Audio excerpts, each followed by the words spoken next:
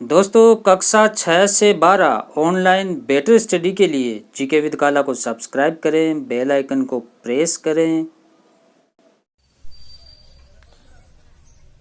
गणित में पास होने के लिए जो वेरी मोस्ट इम्पोर्टेंट क्वेश्चन बता रहा हूं, मैं आपको 5 क्वेश्चन बताऊंगा। 5 क्वेश्चन यदि आप अच्छे से तैयार कर लेते हैं एग्जाम से पहले तो आप गणित में आराम से पास हो सकते हैं।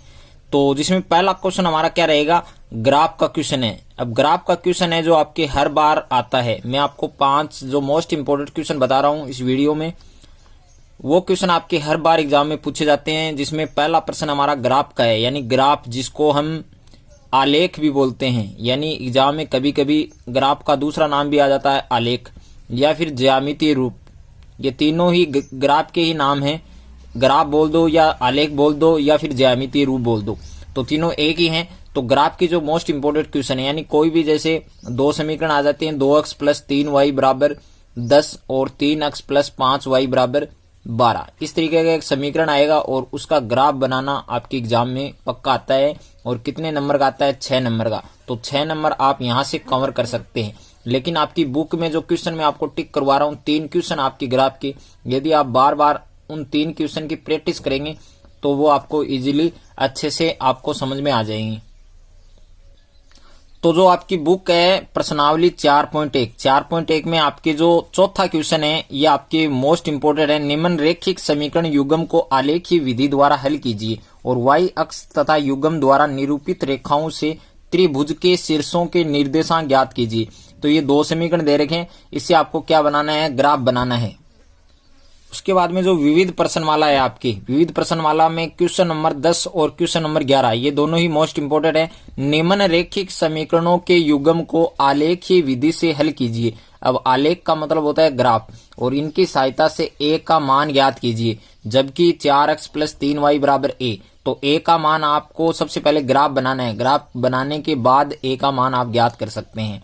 और 11वां प्रश्न है, निम्नरेखिक समीकरण युग्म को आलेखीय विधि से हल कीजिए तथा उन बिंदुओं के निर्देशांक ज्ञात कीजिए जहां इनके द्वारा निरूपित रेखाएं y अक्ष को काटती है। 2 समीकरण है, इन दोनों समीकरणों को आपको क्या करना है, ग्राफ बनाना है। उसके बाद में हमारा जो सेकंड क्वेश्चन है, सेकंड क्वेश्चन में आपको क्या करना है, जो आपका चैप्टर है 17 का केंद्रीय प्रवृत्ति के माप, केंद्रीय प्रवृत्ति के माप, इसमें आपको केवल 3 चीजें पढ़नी है। एक तो है माध्य, जिसको इंग्लिश में हम अरिथमेटिक मीन बोलते हैं, इसको हम मीन बोलते हैं। और दूसरा है आपके माध्यक, जिसको क्या बोलते हैं, मीडियन। और तीसरा है आपके बहुलक, जिसको क्या बोलते हैं, मोड। यानी ये तीनों ही आपके मोस्ट इंपोर्टेंट है ये। और ये क्वेश्चन आपके एग्जाम में हर बार एग्जाम में पूछा जाता है। इनमें से 2 चीजें आपको पूछता है, या तो माध्यक पूछ सकता है और इसके साथ बहुलक पूछ सकता है, या फिर माध्यक पूछ सकता है, या फिर माध्य और बहुलक पूछ सकता है। यदि हम मीन की बात करें, माध्य की बात करें, तो 3 होता है आपकी। यानी ये माध्य की जो 3 मेथड होती है आपकी, तो पहली मेथड आपके समांतर माध्य यानी जिसको अरिथमेटिक मीन बोलते हैं। और दूसरा है आपके कल्पित माध्य, तीसरा आपके पग विचलन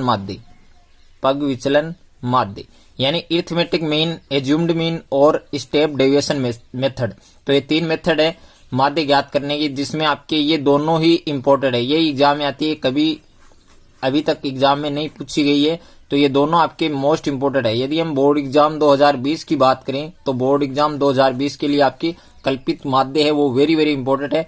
और मैं आपको कुछ क्वेश्चन भी टिक करवाऊंगा इस चैप्टर से जो आपके मोस्ट इंपोर्टेंट है, उन क्वेश्चन की आपको प्रैक्टिस करनी है। तो ये आपके 17.2 में 7 का क्वेश्चन है। यदि निम्न बटन का माध्य 7.5 है तो p का मान ज्ञात कीजिए, ये क्वेश्चन पूछ सकता है। या फिर 8 का क्वेश्चन, ये दोनों क्वेश्चन अलग हैं। यदि निम्न बारंबारता बटन का माध्य 1.46 है तो अज्ञात बारंबारता ज्ञात कीजिए। आप यहाँ पर x और y मान सकते हैं और x और y का मान ज्ञात करना है। उसके बाद में 17.7 मान लो, इसमें आपके जो पहला क्वेश्चन है, 100 छात्रों के प्राप्तांक निम्न सारणी में दिए गए, इनसे माध्य ज्ञात कीजिए। यानी फर्स्ट जो टेबल है इसमें आपको दे रखे प्राप्तांक और दूसरे में छात्रों की संख्या। तो इस तरीके का क्वेश्चन आ सकता है जिसमें माध्य है, और माध्य के साथ आपको माध्य भी पूछ सकता है या बहुलक भी पूछ सकता है। यानी 2 चीजें आपको एक साथ पूछी जाएगी और कितने नंबर की आएगी, 6 मार्क्स की एग्जाम में आएगी। उसके बाद में तीसरा क्वेश्चन है आपके जो चैप्टर 9 है आपका निर्देशांक ज्यामिति। अब निर्देशांक ज्यामिति कोऑर्डिनेट जियोमेट्री ये आपके 6 मार्क्स का एग्जाम में आता है। अब 6 मार्क्स से कौन से क्वेश्चन आते हैं, तो इसमें आंतरिक क्वेश्चन आते हैं जो 2 क्वेश्चन आ सकते हैं, या फिर 1 क्वेश्चन भी आ सकता है 6 मार्क्स का, या 2 क्वेश्चन आएंगे तो आपके 3 + 3 यानी 2 क्वेश्चन 3-3 नंबर के आ सकते हैं। जिसमें पहला क्वेश्चन आपकी दूरी ज्ञात करने का जो सूत्र है उस पर आधारित क्वेश्चन पूछ सकता है, यानी 9.1 में जो क्वेश्चन है वो आपको याद अच्छे से सोल्व करने हैं। उसके बाद में सेकंड जो क्वेश्चन आ सकता है वो आपके 9.2 से। अब 9.2 में और 9.1 में जो आपके मोस्ट इंपोर्टेंट क्वेश्चन है जो आपके एग्जाम में पूछे जा सकते हैं, उन क्वेश्चंस को मैं आपको टिक करवा देता हूं। एक एग्जाम्पल आपके उदाहरण नंबर 4। तो इस तरीके का क्वेश्चन आपके आता है 3 नंबर का, यदि बिंदु अक्ष 3 और 5, 7 के बीच की दूरी 5 है तो अक्ष का मान याद कीजिए। तो ये क्वेश्चन आपके एग्जाम 2019 में आया था और इस बार के लिए भी इम्पोर्टेंट है। नंबर है वो चेंज हो सकता है और एक क्वेश्चन उदाहरण नंबर 5 है। इस तरीके का क्वेश्चन भी आपके आ सकता है एग्जाम में, तो इस क्वेश्चन को भी आप अच्छे से सोल्व कर लें। उसके बाद में यदि हम 9.2 की बात करें तो 9.2 में आपके 8 का क्वेश्चन इंपोर्टेंट है, 9 का क्वेश्चन इंपोर्टेंट है और एक 12 क्वेश्चन इंपोर्टेंट है। ये 3 क्वेश्चन आपके मोस्ट इंपोर्टेंट है, 3 नंबर में पूछ सकता है एग्जाम में, तो ये क्वेश्चन आपको अच्छे से तैयार करने हैं। उसके बाद में हम बात करें, यहाँ पर आपका एक एग्जाम्पल है, जैसे एग्जाम्पल नंबर 9 विविध प्रश्नमाला में बिंदु 3a और 4a 1 के बीच की दूरी √10 है तो a का मान याद कीजिए। तो यहाँ a की जगह p भी दे सकता है, q भी दे सकता है, कुछ भी अज्ञात नंबर हो सकता है और उसका मान पूछ सकता है।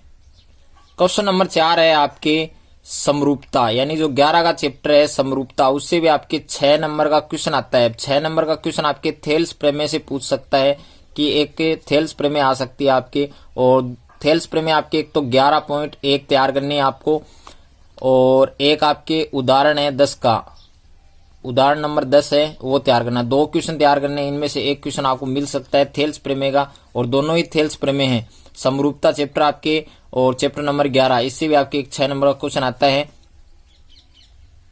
5वां क्वेश्चन है आपके प्रायिकता से।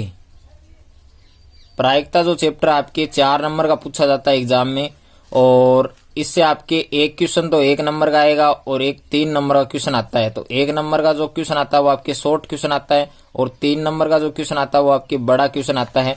अब 1 नंबर में आपको जो डाइस है, पासा है, उस पर आधारित क्वेश्चन पूछ सकता है, या फिर जो ताश की जो पत्तियां हैं उनमें इक्का आने की प्रायिकता, लाल बादशाह आने की प्रायिकता, इस तरीके का क्वेश्चन पूछ सकता है। और बड़ा जो क्वेश्चन है वो मैं आपको टिक करवा देता हूं। 2 या 3 क्वेश्चन है जो आपके इंपोर्टेंट है, वो आपके एग्जाम में पूछे जा सकते हैं। इसमें क्वेश्चन नंबर 8 है आपके, एक पासे को 2 बार फेंका जाता है, इसकी प्रायिकता याद कीजिए कि संख्याओं का योग 9 हो। यहाँ पर 8 भी आ सकता है, 10 भी आ सकता है। दूसरे में है 13 आने की प्रायिकता।